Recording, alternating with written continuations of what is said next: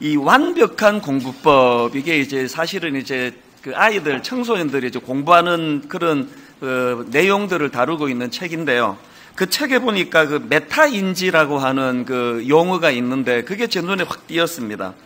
이 메타인지가 뭐냐 하니까 한마디로 설명하면은 이렇게 풀이할 수 있습니다. 이 메타인지란 것은 내가 알고 있는 것과 모르고 있는 것을 확실하게 구분하는 능력, 이게 메타인지라는 겁니다.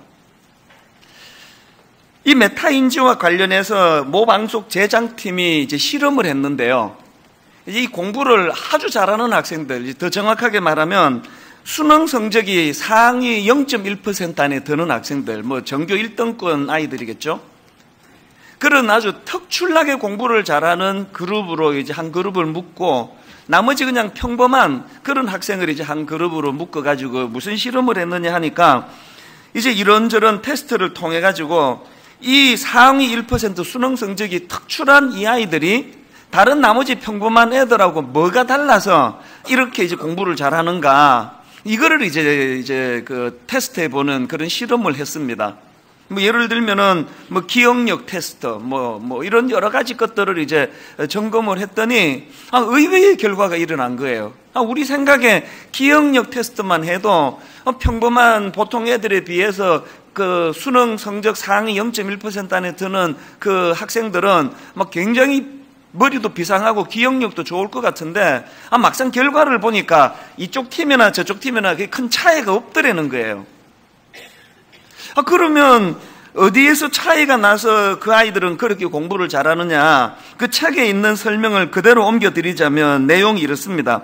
메타인지 능력이 높다는 말은 자신이 무엇을 알고 무엇을 모르는지를 알기 때문에 자신의 장점을 극대화하고 자신의 단점을 최소화할 학습 전략, 즉 공부법을 창조할 수 있다는 말이다. 제가 그 설명을 보면서 느낀 게 저는 왜 그 상위 0.1%에 못 들었는지 이유를 좀 알 것 같더라고요. 우리 같은 사람들은 그냥 막 무대뽀로 그냥 막 하는 거 아닙니까? 그냥 막 새카맣게 교과서에 막 밑줄 꺼가면서 그냥 무조건 공부할 때 상위 0.1% 드는 이 아이들은 자기가 뭘 알고 있는지 뭘 모르고 있는지 정확하게 알고 있어서 그 전략에 따라서 이제 공부를 하니까 그렇게 체계적으로 공부하는 학생하고 그냥 막 공부하는 학생하고 결과가 다를 수밖에 뭐 없지 않느냐, 그런 내용입니다. 그 책에 그 어느 심리학 교수님의 분석도 나오는데 뭐 결과가 좀 비슷합니다. 이런 분석입니다. 이 두 집단의 차이는 기억력 자체의 차이가 아니라 자기가 얼마만큼 할 수 있느냐에 대한 그것을 보는 안목의 차이라고 볼 수 있습니다.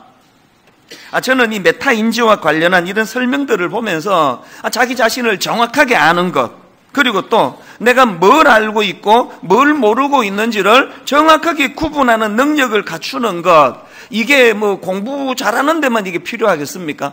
우리 전 생활에 이 메타인지라는 게 이게 얼마나 중요하겠습니까? 제가 오늘 본문을 묵상하다가 이 메타인지라는 용어가 떠올랐던 것은 그 오늘 본문에 나오는 유대인들의 어리석은 모습이 이 메타인지하고 연관이 있는 것처럼 느껴졌기 때문입니다. 자, 오늘 본문에서 바울이 자기 동족 유대인들의 문제점이 뭔가를 지적하는데 그 9장 32절을 보십시오. 로마서 9장 32절에 보니까 어찌 그러하냐, 이는 그들이 믿음을 의지하지 않고 행위를 의지함이라. 또 10장 3절, 하나님의 의를 모르고 자기 의를 세우려고 힘써 하나님의 의에 복종하지 아니하였느니라. 이 부분을 현대인의 성경으로 보니까 이렇게 번역합니다. 그들은 하나님에게서 의롭다고 인정받는 것을 모르고 스스로 의롭게 되려고 노력하며. 제가 이거를 보면서 느끼는 게 유대인들이 그 자기 자신에 대해서 몰라도 너무 모르는구나. 얼마나 자기를 모르면은 그 행위를 통해 가지고 자기는 구원받을 수 있다는 이런 어리석은 생각을 하고 있는 건가, 그런 생각이 제가 들었습니다. 성경은 분명히 율법의 행위로서 의롭다 함을 얻을 육체가 없다고 하나님의 시각으로 그렇게 선포하는데 우리가 노력해서 우리는 선한 행위로 구원받을 수 있다, 이게 얼마나 자기를 모르는 소리냐는 거 아닙니까? 참 가슴 아픈 것은요, 오늘 우리 주변을 이렇게 둘러보면은 그 믿음이 좋다는 분들 중에 오늘 본문에 나오는 이 유대인들과 정상이 비슷한 분들이 생각보다 많습니다. 엄청나게 자기 행위를 강조하고 그렇지 않은 사람들을 비판하고 정죄하고 이런 사람들을 종종 볼 수 있는 거 아닙니까? 그래서 우리도 혹시나 이런 어리석음에 빠져 있지는 않은지를 점검해 봐야 되는데요. 이게 왜 중요한지 아십니까? 이런 부류의 사람들이 갖는 치명적인 그 문제가 하나 있는데요. 자, 9장 32절 33절을 한번 보십시오. 어찌 그러하냐? 이는 그들이 믿음을 의지하지 않고 행위를 의지함이라 부딪힐 돌에 부딪혔느니라. 기록된 바 보라, 내가 걸림돌과 그치는 바위를 시온에 두노니 그를 믿는 자는 부끄러움을 당하지 아니하리라 한 것 같으니라. 여기 나오는 부딪힐 돌에 부딪혔느니라 할 때 이 부딪힐 돌이 누굽니까? 예수 그리스도예요. 여기 나와 있는 내가 걸림돌과 그치는 바위를 시온에 두었다 그랬는데 어떤 사람들에게 이 예수 그리스도가 걸림돌이 됩니까? 어떤 사람들이 예수 그리스도가 그들에게 그치는 바위가 됩니까? 십자가 하나님의 은혜를 의지하지 않고 내 능력, 내 의지, 난 내 주먹을 믿는다, 나는 하나님 필요 없다, 그렇게 자기를 과신하고 자기 행위를 과신하는 사람들에게는 예수 그리스도가 걸림돌이 된다는 거예요. 그치는 바위가 된다는 겁니다. 이 참 무서운 이야기 아닙니까? 여러분 지금 뭐가 일이 안 풀리고 뭐 그냥 열심히 하는데 자꾸 그냥 자빠지고 넘어지고 이런 일이 반복이 되면은 한번 자기를 근원적인 점검이 좀 필요합니다. 내가 지금 교회는 나오는데 예수님 믿는다 그러지만 나는 여전히 은혜를 의지하는 게 아니라 내 어떤 행위, 내 어떤 의지력, 내 공로 이런 것들을 내가 지금 더 의지하고 있는 건 아닌가, 이 점검해 볼 필요가 있다는 말씀입니다. 그래서 저는 세월 지나갈수록 의지할 것뿐일세 무슨 일을 당해도 예수 의지합니다. 이 찬양은요 좀 철든 사람이 부르는 찬양이에요. 그 우리가 10대 때 20대 때 그 어리고 철이 없어서 자기를 몰라도 너무 몰라가지고 그 메타 인지가 너무 부족해가지고 막 뭐든지 자기는 다 할 수 있다고 그렇게 설치고 다니다가 한 해 세월이 들면서 자기를 인식하고 그 죄성을 가진 인간의 한계를 깨달으면서 이제 세월이 지나갈수록 의지할 것 참 복음이구나, 이 은혜구나, 그러니까 이걸 깨달아가는 게 이게 철이 드는 거라고 저는 생각을 합니다. 이런 맥락에서 우리가 예수 그리스도가 우리 삶의 걸림돌이 아니라 내가 의지해야 될 그런 주요 또 믿음의 대상이라는 걸 자각하는 믿음이 이제 세월이 지나갈수록 우리 안에 더 많이 생겨나게 되기를 간절히 바랍니다. 오늘 본문에서 지금 바울이 자기 동족 유대인들의 어리석은 태도를 가슴 아프게 지적을 하고 있는데요. 자, 그러면 오늘 본문에서 지금 유대인들이 이렇게 어리석은 태도를 취하고 있는 이걸 가슴 아프게 바라보는 바울이 어쩌다가 우리 동족은 이렇게 어리석은 자리에 빠졌나, 이걸 점검하다가 발견한 게 뭐냐 하니까 유대인들이 이렇게 어리석게 된 게 그 지식이 없는 잘못된 열심에 빠져서 그렇다는 걸 알게 된 겁니다. 그게 10장 2절에 나옵니다. 내가 증언하노니 그들이 하나님께 열심히 있으나 올바른 지식을 따른 것이 아니니라.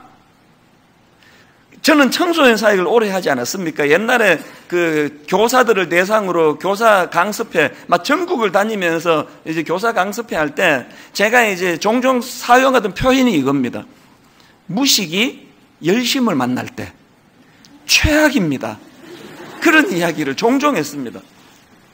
내가 지금 중등부를 맡고 있는데 중학교 애들에 대해서 막 몰라도 너무 모르는 거예요. 또 관심도 없어요. 알고 싶지도 않아요. 애들에 대해서 사춘기의 특성은 뭐며 14살, 15 아이들은 어떤 특징을 갖고 있고 뭘 해주면 좋아하고 어떤 걸 싫어하고 이런 하나도 모르고 막 무대뽀로 막 열심으로 막 하려고 그러니까요. 그런 좀 무식한데 열심 내는 교사들이 애들이 제일 싫어하는 타입이에요. 열심히 많아가지고 막 맨날 문자 보내고 카톡 보내는데 하나도 마음에 안 와닿고 막 이거 막 완전히 이거 막 너무 힘든 거예요. 막 전화 오면은 애들이 막 경기를 해요. 이것도 받으면 막 지겨워 죽을 것 같고, 안 받으면 막 열심히 턱수해서 막 집으로 뛰어올 건데, 어떻게 해야 되나?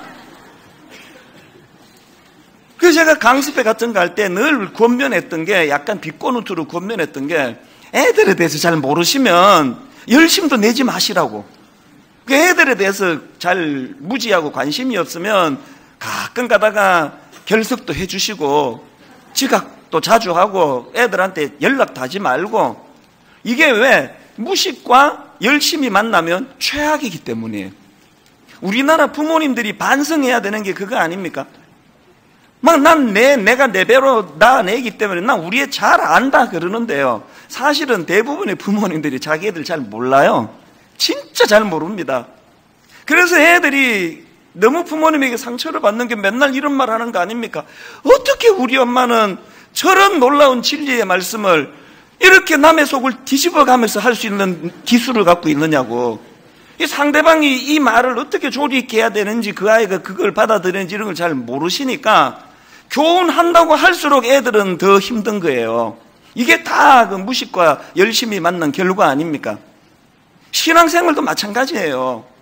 바울이 왜 우리 동족 유대인들은 이렇게 어리석은 자리에 빠졌나 분석해 보니까 그들이 열심은 있는데 그것이 무지하고 잘못된 열심이더라는 거예요. 이게 우리에게 굉장히 중요한 메시지를 주는 거 아닙니까? 바울이 자기의 지난 세월을 돌아보면서 참 가슴 아프게 반성하는 게 뭡니까? 자기가 바로 그랬다는 거 아닙니까? 빌립보 3장 6절에 보니까 바울이 눈물로 고백하는 과거의 과오가 이거예요. 열심으로는 교회를 박해하고 율법으로는 흠이 없는 자라. 누구 못지않은 열심을 내가 가졌지만 그 열심에 지식이 없으니까 하나님께 잘한다고 해드렸는 게 이게 하나님과 원수되는 집만 내가 골라갖고 했더라는 거예요. 오늘 우리 신앙생활에 내 열심에 내 열정에 이게 지금 유대인들과 같은 양상은 아닌지, 뭐 한국 교회를 이렇게까지 어지럽게 만든 대부분의 그 주범들이 다 저희 같은 하나님 잘 안다고 자부하는 목사들로 인해 가지고 생겨난 어려움 아닙니까? 예수 믿은 지 6개월밖에 안 되는 어떤 성도가 한국 교회를 이렇게 어렵게 만드느냐고요. 전부 다 하나님 잘 안다고 생각하는 목사나 장로들에 의해서 저질러지는 참 가슴 아픈 회심하기 이전의 바울과 같은 현상들이 오늘도 반복되는 게 오늘 현실의 한국 교회 아닙니까? 이 비극을 막아야 되는데 어떻게 하면은 유대인들처럼 그 잘못된 지식을 가지고 행하는 열심을 피할 수 있을까? 그 정답이 시편 119편 130절에 있습니다. 주의 말씀을 열면 빛이 비치어 우둔한 사람들을 깨닫게 하나이다. 우리가 말씀을 열면 이 무식한데 열심만 있는 이 상태를 벗어날 수 있다는 거예요. 지난 화요일 날 우리는 화요일마다 이제 우리 순장님들 저랑 같이 공부하는 시간 있지 않습니까? 그 앞에 이제 이 찬양을 같이 나누는데요. 그날 너무 내가 막 이 찬양에 감동이 되는 거예요. 그거 아까 여러분 앞에서도 불렀던 찬양인데요. 제목이 말씀 앞에서의 제목이. 이 찬양의 시작이 너무 저게 메시지를 가져다 주는 겁니다. 이 찬양 이렇게 시작합니다. 말씀 앞에서 경외함으로 주께 홀로 섭니다. 그 가사가 저에게 지난 화요일 날 유난히 와닿았습니다. 오늘 여러분 여기 모태신앙, 여기 장로님, 이 권사님, 오늘 여러분이 진짜 하나님 말씀 앞에 경외함으로 홀로 서는 그런 시간이 있습니까? 아무리 바빠도 아무리 분주해도 하나님의 말씀 앞에 내가 경외함으로 홀로 서는 시간이 별로 없다가 보니까 막 봉사하고 열심은 내는데 막 열심을 내면 낼수록 주변 사람이 다 혼미한 거예요. 왜? 유대인처럼 지식 없는 열심은 늘 그렇게 소음을 유발하거든요. 그 찬양의 후렴을 보니까요, 하나님 말씀에 두려워 떠는 자, 그 말씀에 생명을 거는 자.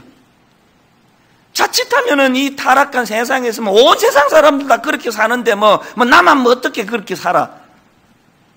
할 수 없지 뭐.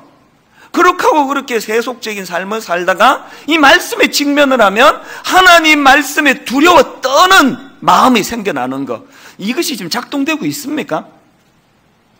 또 그 가사에 보니까 하나님 말씀에 운명을 거는 자, 순종하며 주 따라가는 자, 한마디 한마디가 저에게 화요일 날 너무 저에게 그 메시지가 있어서 이따가 우리 찬양 같이 불러볼 텐데요. 오늘 우리가 유대인들처럼 열심은 있는데, 열정은 있는데, 그것이 잘못된 지식으로 바탕에 둔 그런 잘못된 길로 흐르지 않기 위해서는 시편 말씀 그대로예요. 이 말씀을 열어야 돼요, 말씀을. 제가 매 여름마다 설교를 내려놓는 거는 이제 옥하는 목사님에게서 이제 배운 것도 있지만요. 제가 설교를 여름마다 내려놓으면서 그 시간 동안에 지난 한 학기 동안 했던 설교를 점검하면서 내가 왜 이렇게밖에는 설교할 수 없는가 하는 가슴 아픈 시간을 보내거든요. 그리고 여름에 제가 설교를 내려놓는 거는 여러분들이 제 설교에 중독될까봐 그걸 막기 위한 것도 있습니다. 근데 피해 드릴 테니까요, 제 설교에 너무 그렇게 자꾸 듣고 인터넷 들어 하지 마시고 그 시간에 성경을 펴셔야 돼요. 성경을. 오류 많습니다, 제 설교. 매주 설교하고 그 오류 지적하다가 보면은 시간 다 갈 것 같아서 아예 안 해요, 요새는. 오류 많습니다, 제 설교. 믿으시면 안 돼요. 여러분, 진짜 믿어야 되는 건 말씀이에요, 말씀. 이 말씀을 내가 펼 때에 그 무지함으로부터 해방이 된다는 사실을 이번 여름 동안에도요, 여러분 이 말씀을 손에 들고 또 말씀을 펴는 그런 성도님들 되시기를 바랍니다. 이렇게 바울이 자기 동족 유대인들이 열심이었지만 그 열심이 지식이 없는 잘못된 열심이었다고 그렇게 분석을 하는데, 좀 더 구체적으로 그럼 유대인들은 어떤 잘못된 지식을 갖고 있는가? 그 핵심 구절이 본문 10장 4절이에요. 자, 한번 보십시오. 그리스도는 모든 믿는 자에게 의를 이루기 위하여 율법의 마침이 되시니라. 그리스도는 모든 믿는 자에게 의를 이루기 위하여 율법의 마침이 되시니라. 이제 예수 그리스도의 십자가로 인해 가지고 모세의 율법 시대는 끝이 났다, 이걸 선언하고 있는데 유대인들이 이 사실을 몰랐다는, 이 사실을. 그래서 갈라디아 2장 16절에도 보면은 사람이 의롭게 되는 것은 율법의 행위로 말미암음이 아니요 오직 예수 그리스도를 믿음으로 말미암는 줄 알므로 우리도 그리스도 예수를 믿나니. 그 다음 보세요. 이는 우리가 율법의 행위로서가 아니고 그리스도를 믿음으로써 의롭담을 얻으려 함이라. 율법의 행위로서는 의롭담을 얻을 육체가 없느니라. 오늘 놀랍게도 이 지식을 모르는 분이 너무 많으세요.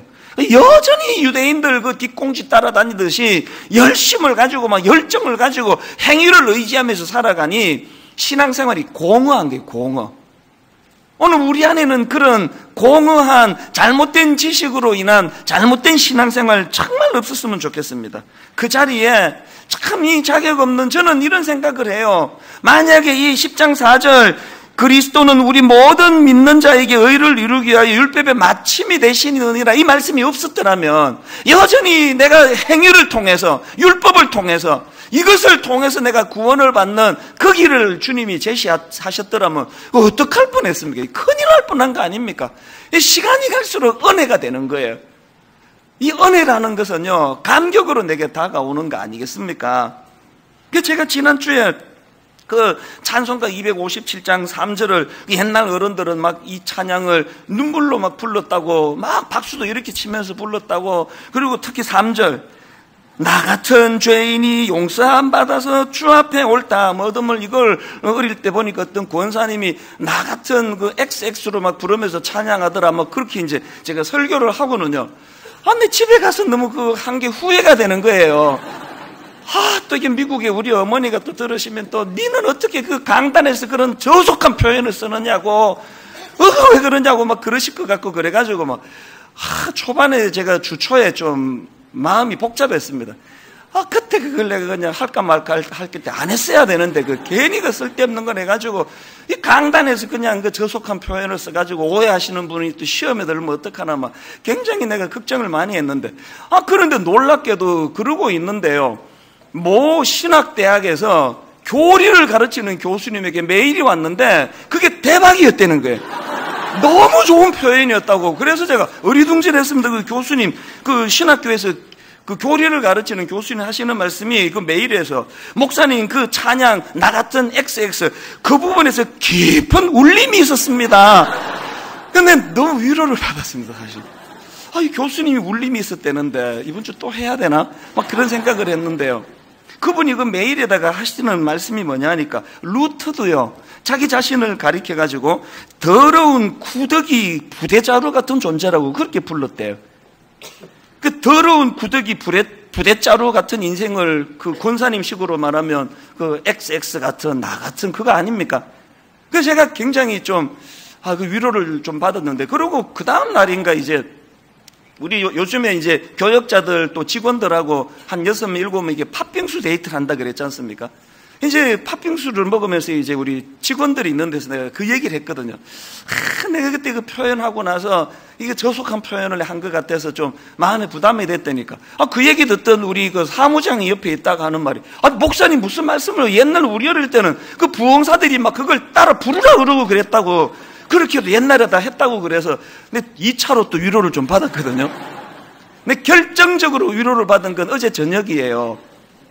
어제 저녁에요, 우리 교회 홈페이지에 모 이단에 그 10년 가까이 빠져 계셨대요. 부부가, 남편은 15년 가까이 그렇게 이단에 빠져 있다가 겨우 벗어나가지고 지금 우리 교회에서 예배를 드리고 계시는 분이 계시는데요.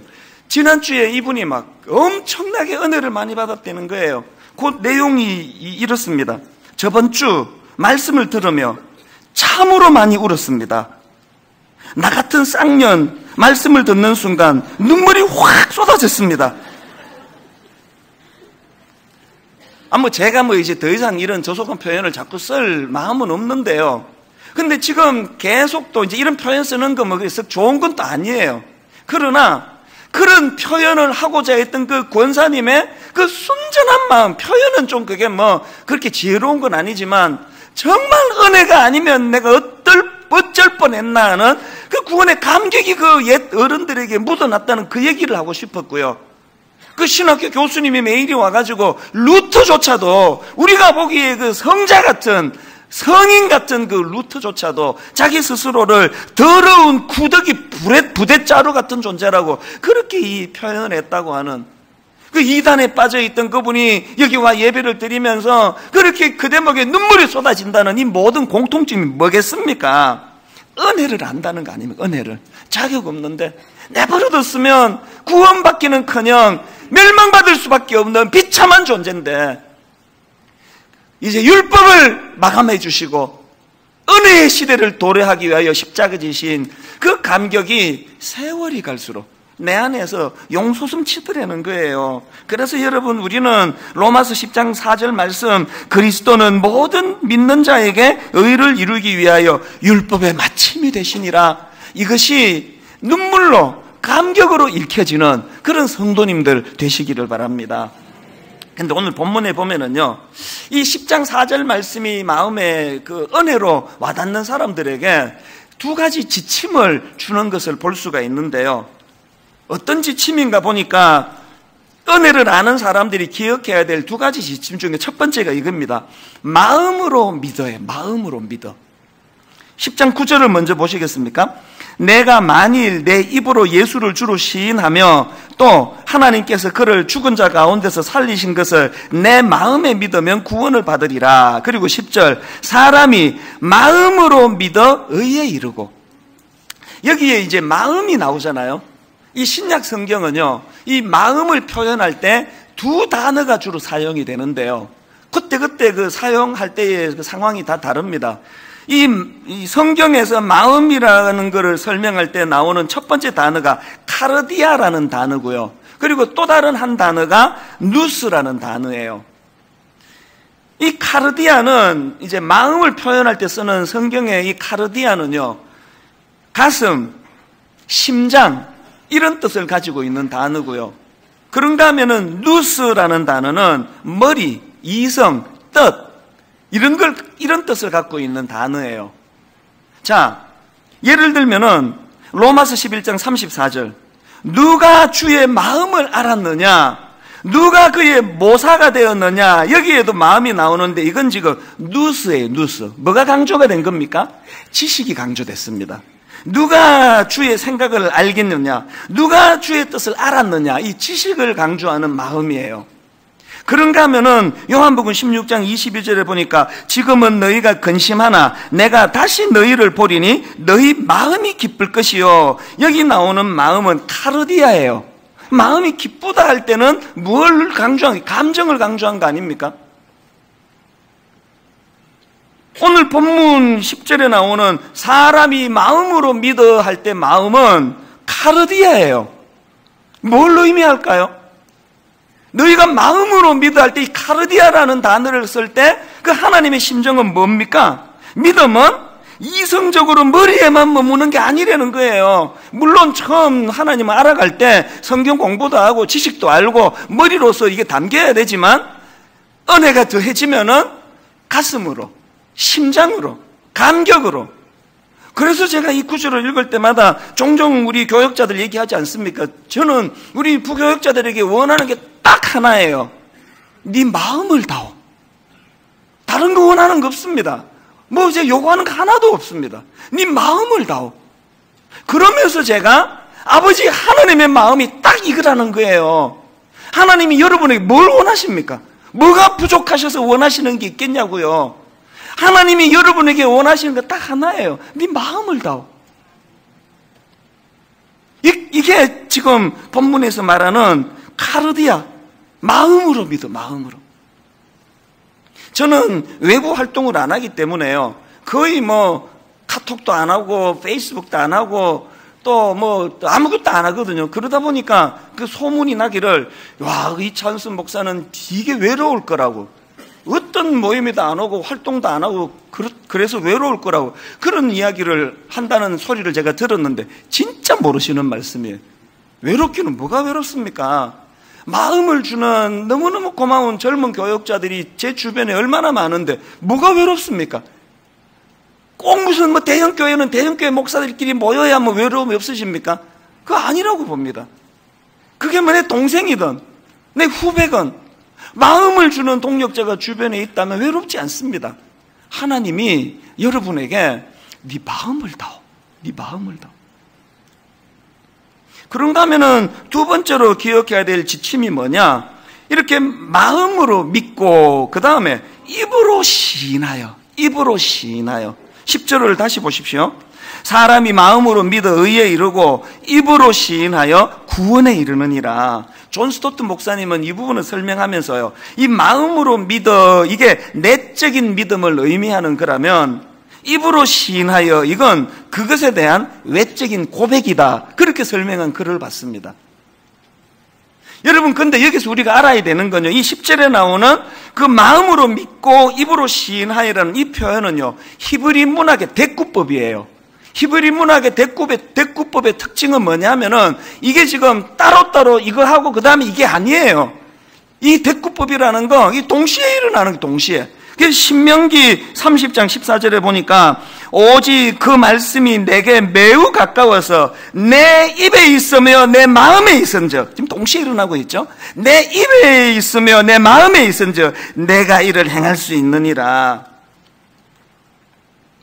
저는 경상도에서 태어났거든요. 딱 나서 보니까 부모님이 그 지역에서 살고 계시더라고요. 그래서 저도 이제 경상도 사람인데요. 뭐 지금은 뭐 경상도 분들도 완전히 다 달라져서 그 선입견 가지실 필요가 없지만요. 60년대 제가 어릴 때는요, 그 어른들과 완고하신 분들은요, 이 남자가 이렇게 할아버지 사랑해요 그러면 맞았습니다. 사내 자식이 그런 소리를 하고 있느냐고 그러면서 남자는 그렇게 입이 가벼우면 안 돼 그러면서 막 그 혼내던 분위기예요. 그러면서 이제 그 어른들이 주로 이제 그 강조하시는 게 이런 거예요. 사랑을 말해야 하나? 꼭 표현해야 하나, 사랑을? 이게 옛날 그 경상도 어른들이 주장하는 주장이에요. 근데 제가 나중에 신학을 공부해 보니까 하나님이 정면으로 반박하시는 말씀이 사랑은 말해야 아느니라. 그러니까 하나님의 주장은 그거예요. 사랑은 표현해야 아느니라. 그래서 제가요, 청소년 사역을 시작하면서 하나님께 절박하게 기도한 게 그거예요. 아버지, 제가 그런 분위기에서 자랐기 때문에 사랑을 표현하는 게 서툽니다. 우리 아이들에게 제가 자란 배경이 약점 때문에 청소년 사역에 지장이 되지 않도록 은혜 달라고 그렇게 기도했던 사람이에요. 그래서 저는 청소년 사역하는 동안에 두 기둥을 시종일관 기도했고, 그건 지금도 여러분을 놓고도 하는 기도예요. 제가 청소년 사역하면서 했던 첫 번째 기도가 뭐냐 하니까, 하나님, 저 아이들을 진짜 사랑하게 해달라고 기도했습니다. 왜 그렇게 절박하게 사랑하게 해달라고 기도했을까요? 사랑이 안 가는 거예요. 그 집에 그 중2짜리 하나만 있어도 온 집안이 다 발칵 뒤집어지는데, 그런 것들을 제적 1,400만 한번 모아보세요. 진짜 정 안 갑니다.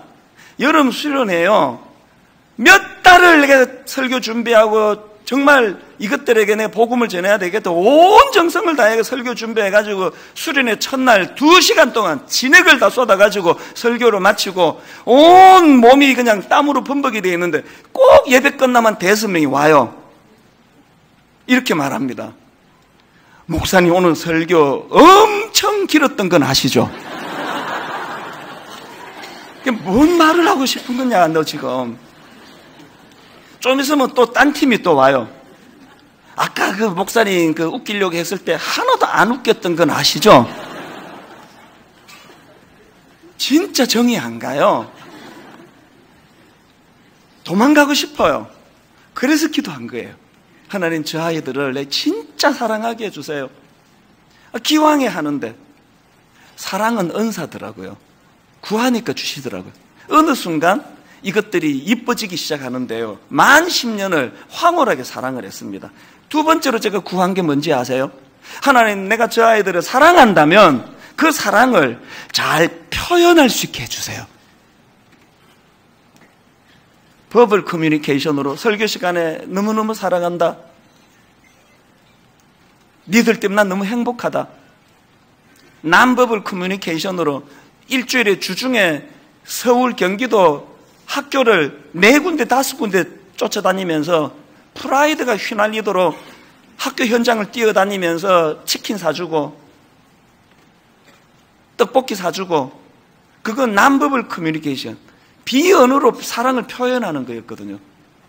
제가 오늘 아침에 문득 그 생각이 떠오르면서 이 두 가지 기도가, 이게 바로 하나님께 드려지면 이게 바로 오늘 본문 10장 10절의 말씀이겠구나. 사람이 마음으로 믿어 의에 이르고 입으로 시인하여 구원에 이르느니라. 네 마음을 다오. 네 마음을 내게 주면 좋겠다. 그리고 네가 날 사랑한다면 그걸 입술로 표현해다오. 안 믿는 사람에게 표현하면 전도가 되고, 믿는 사람에게 표현하면 간증이 되고, 네 영혼에게 표현하면 이 신앙 고백이 된다. 네 마음을 내게 다오. 그리고 그것을 입술로 표현해주면 너무너무 좋을 텐데, 내가 우리 청소년 아이들에게 저 아이들을 사랑하게 해주세요. 사랑한다면 그걸 표현할 수 있게 해주세요. 하나님께서도 똑같은 걸 원하시더라는 거예요. 그래서 13절에도 보니까요, 누구든지 주의 이름을 부르는 자는 구원을 받으리라, 여기도 나오지 않습니까? 근데 지금 바울이요, 누구든지 주의 이름을 부르는 자는 구원을 받으리라는 이 13절 말씀은요, 구약 요엘 2장 32절을 인용한 말씀이에요. 요엘 2장 31절부터 한번 보십시오.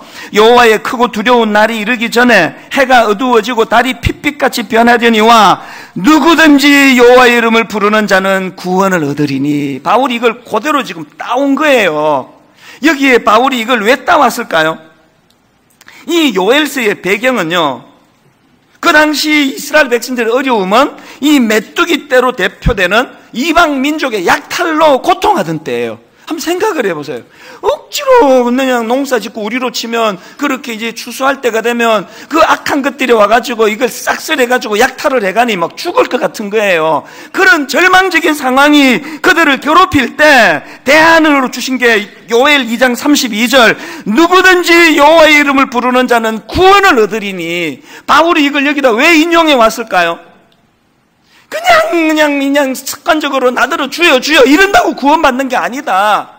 너희들 삶 가운데 이런 위기가 올 때, 너희들 힘으로 이걸 해결할 수 없는 절망적인 상황이 도래할 때에, 그때 주의 이름을 부르는 자는 구원을 얻으리라. 입에만 발린 주여 주여가 아니라 진짜 이 위기에서 나를 구원해 주실 분이 바로 하나님이시라는, 주님이시라는 사실을 니들이 삶 속에서 이것들을 나타내야 된다. 그 얘기를 하고 싶은 거 아닙니까?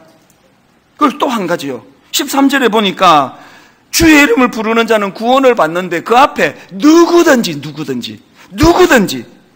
이 13절 말씀이 무슨 배경인가? 바로 그 앞에 10장 11절 12절을 보십시오. 성경에 이르되 누구든지 그를 믿는 자는 부끄러움을 당하지 아니하리라 하니 유대인이나 헬라인이나 차별이 없음이라. 한 분이신 주께서 모든 사람의 주가 되사 그를 부르는 모든 사람에게 부여하시도다. 누구든지 주의 이름을 부르는 자는 구원을 받으리라. 바울이 지금 뭘 선언하는 겁니까? 이제 유대인 없다, 이방인 없다, 유대인과 이방인에게 차별 없다. 그가 이방인이든 그가 유대인이든 요즘으로 치면 그가 목사든 그가 장로든 중요한 게 아니다. 위기를 만날 때, 어려움이 있을 때 주님의 이름을 구원자로 알고 주님의 이름을 부르는 그 사람이 바로 하나님이 기뻐하시는 자라는 그 얘기 아닙니까? 여러분, 요엘서의 이스라엘 백성들 입장에서 한번 생각을 해보시라고요. 약탈하는 사람도 없고 막 일 잘 풀리고 농사 잘 되고 이 겉보기는 이게 승승장구하지만 이 요엘이 지금 요엘서에서 지금 그렇게 약탈자들 때문에 괴롭고 고통스러웠지만 바로 그 괴로움 때문에 주의 이름을 부르게 된다면 이게 그들의 영혼의 축복 아닙니까? 변장하고 찾아온 축복으로 바뀌게 만드는 비결. 여러분 삶 속에 내 힘으로, 내 능력으로 내가 할 수 있는 거로는 이거를 헤쳐나갈 수 없다. 그래서 주님의 이름을 부르기 시작하면 그것이 변장하고 찾아온 축복이 되는 줄로 믿습니다. 오늘 결론을 저는 이 찬양으로 맺기 원합니다. 내가 진실로 주님의 이름을 부르는 주님의 자녀가 되는데 말씀 앞에서 경외함으로 주께 홀로 섭니다. 우리 가사를 생각하시면서 오늘 또 설교들을 한번 정리해 보시면서 내용을 정리하면서 함께 이 찬양 불러보시기 원합니다. 이렇게 찬양합니다. 말씀 앞에서 경외함으로 주께 홀로 섭니다. 생명의 말씀 읽고 순종해 주를 예배합니다. 기록된 말씀 힘이 있어서 진리로 우리 거룩해 하며 거룩한 말씀 세세 영원히 복음이 되어 말씀하시네. 하나님 말씀에 두려워 떠는 자,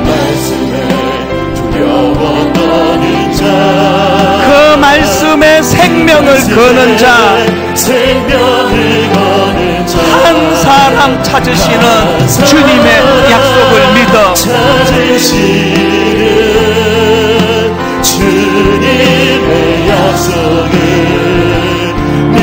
하나님 말씀에 운명을 거는 자, 순종하며 주 따라가는 자,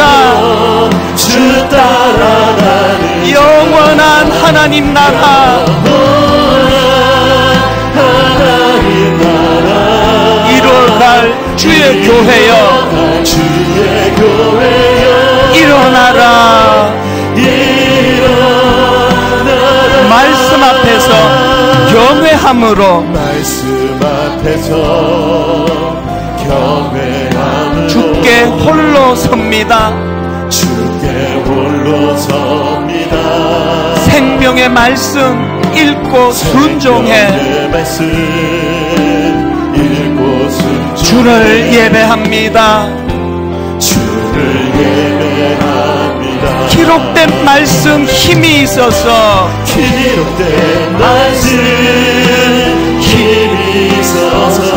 진리로 우리 거룩해 거룩해하며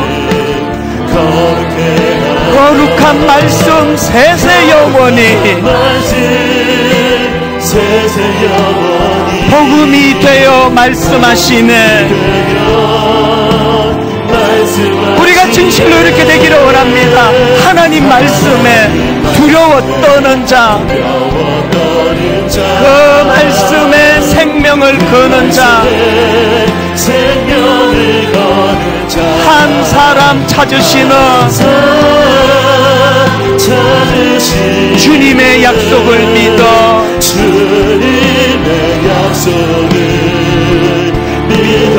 하나님 말씀에 우병을 거는 자,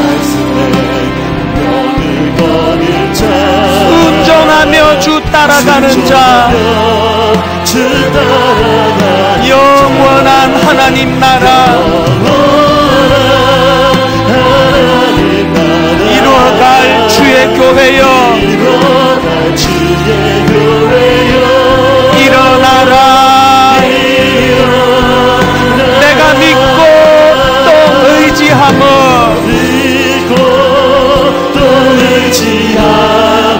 내 모든 형편 아시는 주님 늘 보호해 주실 것을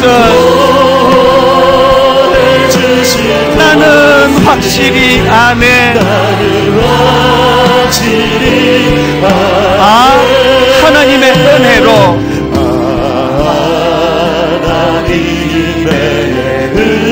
이 쓸데없는 자 왜 구속하여 주는지 난 알 수 없도다.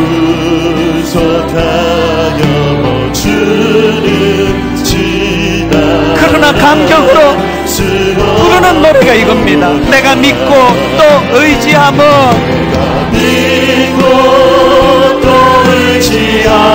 내 모든 형편 아시는 주님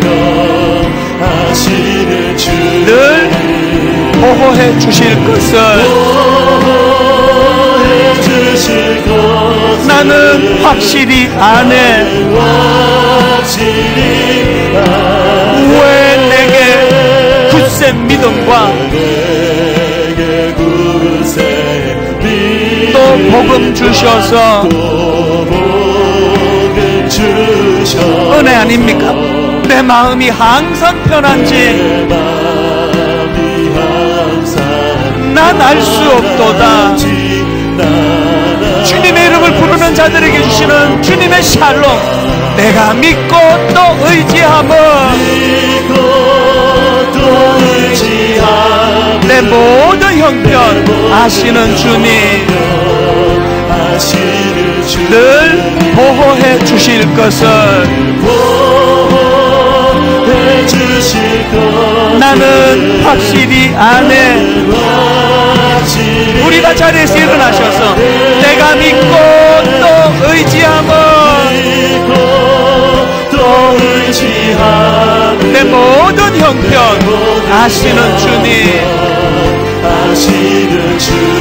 늘 보호해 주실 것을 나는 확실히 아네. 나는 확실히 아네.